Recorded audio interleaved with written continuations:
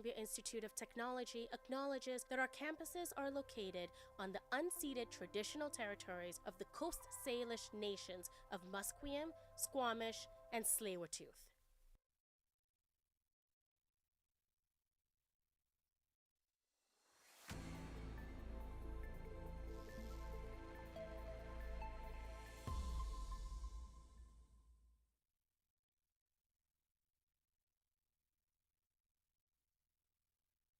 A stolen semi-truck crashed into the Fraser River last night.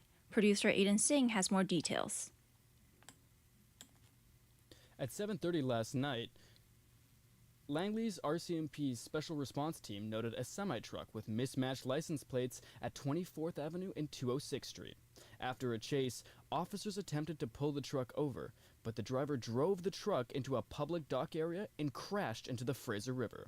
The driver is confirmed to be a 40-year-old man who began ramming police vehicles before making his way to Surrey. Sergeant Zinal Sharoum said the man had been arrested and is custody pending further investigation. Other stories we're chasing today. Mental health critic and MLA Claire Rattay says compassion needs a bigger role in care, and VPD Constable Amy Harris speaks on women's safety and self-defense. Back to you, Jeannie. Around 3 p.m. yesterday, Surrey Fire Department arrived to a fire at a two-story split-level house on 72 Avenue. All three residents escaped the house unharmed. Chief of Operations Mike McNamara reports the fire may have started in the kitchen. The fire is contained quickly. A Vancouver woman, Caroline Robinson, is suing CIBC. She alleges that the bank's financial division did not act quickly enough to prevent a fraud that cost her $150,000. She began corresponding with the scammers in October of last year, who posed as representatives of President Choi's financial bank. She sent the payment as investments and claimed CIBC did not question why she was making the large transfer. None of Robinson's claims have been tested in court. Updates on wildfires in Manitoba. Manitoba Premier Wab Kinew officially declares a state of emergency in its provincial parks. The two deaths from yesterday means officials are taking the threat more seriously. Additional powers and heavier evacuation orders will be implemented. The province urges people to obey evacuation orders by this afternoon and avoid campfires and fireworks. Flags have been lowered to half-mast at the legislature in order to honor the victims, while fires in Lac du Bonnet remains out of control. Updates on yesterday's federal government's announcement to put forward a fall economic statement when Parliament returns in the upcoming weeks. Conservative leader Pierre Poilievre urges the Liberal government to table a federal budget before the House of Commons rises for the summer. The party believes Prime Minister Carney is vague about his plans and sends a bad signal to investors and credit rating agencies. He suggests cutting what he calls wasteful spending on consultants and foreign aid. This makes it the longest period without a budget since the 60s, the first time there has not been a budget outside of COVID in over 20 years. Extremely unusual. It'll send a bad signal to investors and ratings agencies, and a lot of people will wonder what the Liberal government is hiding about our finances. The maker of some of Hudson's Bay's striped merchandise wants to find a new home for his iconic motif. Winnipeg-based garment manufacturer Freed & Freed has made a wide range of striped products, including full-length wool coats, puffer mittens, and sleeping bags.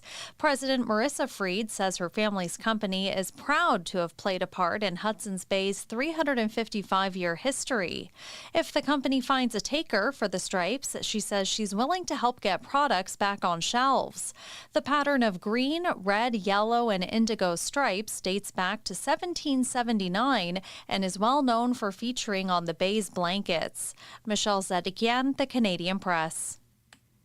Trump continues his tour in the Middle East today, stopping at Qatar Al-Udeid Air Base, the largest U.S. military airbase in the Middle East. He addresses the troops and spoke of America's military strength.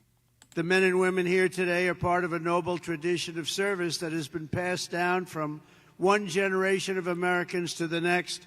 And your spirit and courage and sacrifice has always been there when we needed you the most.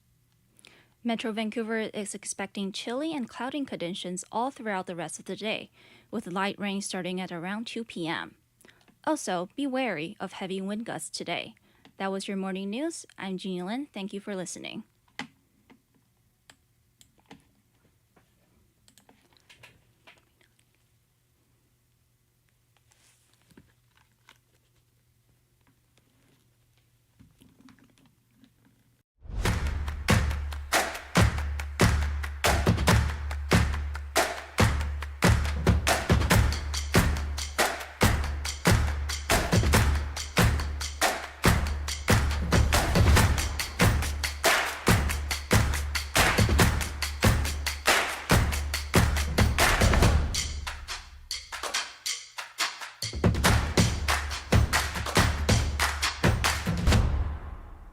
everything is changing to digital. Everything is online.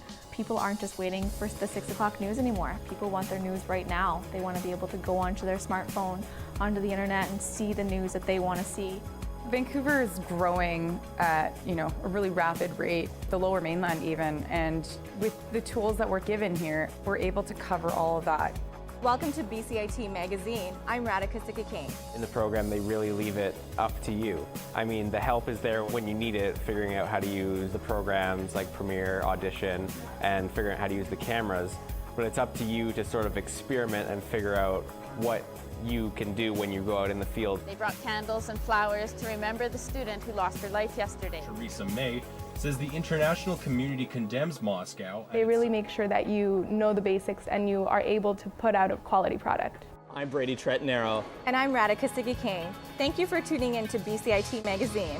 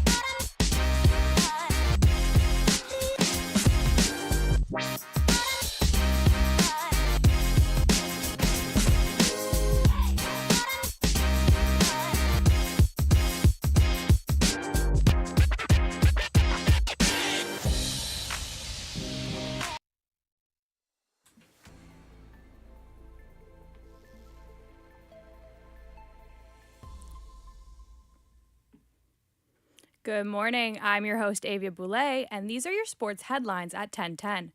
Starting with the Stanley Cup playoff news. The Toronto Maple Leafs are on the ropes after taking a 6-1 beating from the Panthers in Game 5 as Florida grabbed 3-2 lead in their second round series. Toronto captain Austin Matthews reflected on the ugly performance that pushed his team to the brink against the defending Stanley Cup champions. I don't think there's really any excuse or explanation. It's obviously the only thing we can do is regroup and reset, go out, and we got to win a game to keep our season alive. Matthew is still without a goal in the series. Game 6 goes tomorrow, Friday night, in South Florida. Game 7, if necessary, will be back in Toronto's Scotiabank Arena on Sunday.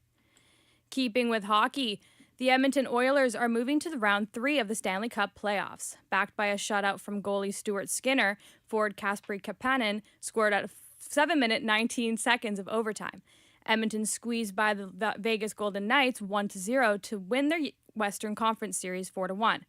Oilers head coach Chris Knobloch says winning 4 games against Vegas was not easy. I think both teams very tired, put everything out on the line, and weren't making many mistakes. So there wasn't many chances back and forth, but it feels really good to be able to come in here and obviously finish the series when we did. The Oilers will face the winners between the Winnipeg Jets or the Dallas Stars. Dallas leads their series 3-1 ahead of tonight's Game 5 in Winnipeg. Moving on to the MLB, the Toronto Blue Jays clutched a victory against the Tampa Bay Rays last night. Alejandro Kirk hit a home run that gained the team 3 runs in the 6th inning, leading to the Jays' victory 3-1 at Rogers Centre in Toronto. Both teams face each other again today in Toronto at noon. A little tennis news. Canada is set to host the Davis Cup World Cup Group 1 tie. Tennis Canada announced Halifax will host the Davis Cup tie between Canada and Israel on September 12th to 13th. Canada was relegated to the World Cup Group 1 after a 3-2 loss to Hungary back in February's first-round qualifiers in Montreal. Canada is ranked 6th in the Davis Cup, ranking after winning 9 of its last 11 home ties and claimed its first Davis Cup title back in 2022. Hitting the pitch with soccer now, Langford and Port Alberni made official pitches to FIFA to provide their practice facilities ahead of the FIFA World Cup in 2026.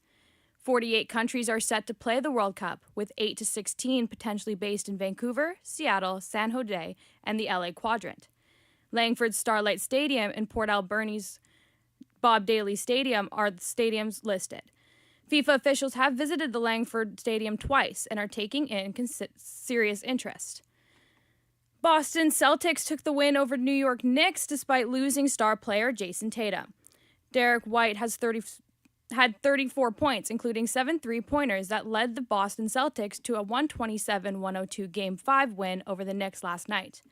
Keeping the Celtics alive in the Eastern Conference semifinals, this is what he had to say about the win. Losing JT's tough, especially for how much work he puts into the game and works on his body and everything he does to go out and compete every night. And so seeing him go down was tough, but we got a lot of guys out here that are highly competitive, and we didn't want our season to end tonight. So just going out there, competing. We said after Game 4, we just got one Game 5, and now we got to move on to try to find a way to win Game 6. Derek, Jalen said on Monday after the game that the Knicks will try again to win the series on Friday in New York. If the Celtics win, Game 7 will be played in Boston on Monday. Minnesota Timberwolves beat the Warriors in Game 5 to reach the Western Conference Finals for the second straight year. Julius Randle scored 29 points on 13 for 18 shooting to send the Timberwolves to the Western Conference Finals for the second straight year, with a 121 victory, 110 victory over the Golden State in Game 5. Minnesota will have to wait for tonight to find out the winners between Denver Nuggets and Oklahoma Thunder. Those were your sports headlines at 10:10. You want more sports? Join Riley Cunningham at 10:40.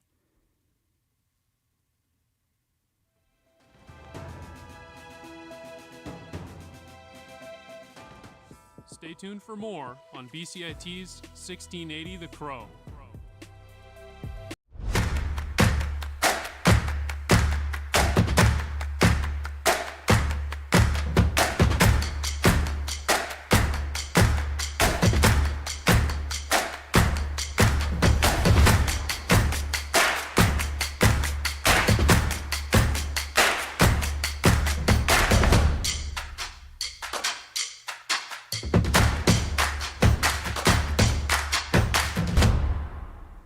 everything is changing to digital. Everything is online. People aren't just waiting for the 6 o'clock news anymore. People want their news right now. They want to be able to go onto their smartphone, onto the internet, and see the news that they want to see. Vancouver is growing at, a really rapid rate, the Lower Mainland even, and with the tools that we're given here, we're able to cover all of that. Welcome to BCIT Magazine. I'm Radhika Sikakane. In the program, they really leave it up to you. I mean, the help is there when you need it, figuring out how to use the programs like Premiere, Audition, and figuring out how to use the cameras.